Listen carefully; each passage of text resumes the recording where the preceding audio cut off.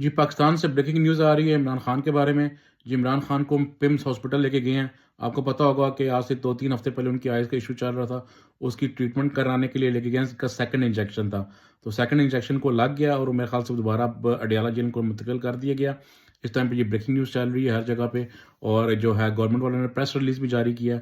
ان کے وہاں پہ کچھ ٹیسٹ بھی ہوئے ہیں۔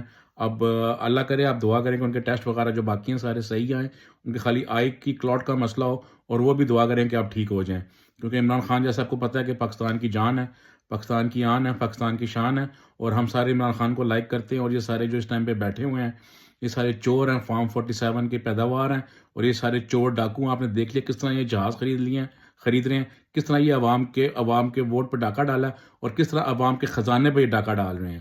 آپ یہ سب کچھ دیکھ رہے ہیں، آپ سارے وٹنس ہیں، ہم بھول نہیں رہے، ہمارے اندر میموری میں ساری چیزیں فیڈ ہو رہی ہیں۔ جو مذاق اڑا رہا ہے نا عمران خان کی آنکھ کا، اور جو عمران خان کے ساتھ جو کر رہا ہے، ساری چیزیں ہمارے اندر فیڈ ہو رہی ہیں، یہ عوام کے اندر فیڈ ہو رہی ہیں، یہ بھولی نہیں جائیں گی۔ اس سب کا حساب ہوگا انشاءاللہ جب ٹائم آئے گا۔ ابھی بھی آپ لوگ سدھر جائیں، آپ لوگ ابھی بھی سدھر جائیں۔ وہ بیچارہ حق پہ ہے، وہ بالکل اس کے پیچھے عوام ہے، وہ پاکستان کا سب سے مقبول لیڈر ہے، اور آپ اس کے ساتھ جو کر رہے ہیں وہ ذرا سا زیادتی کر رہے ہیں۔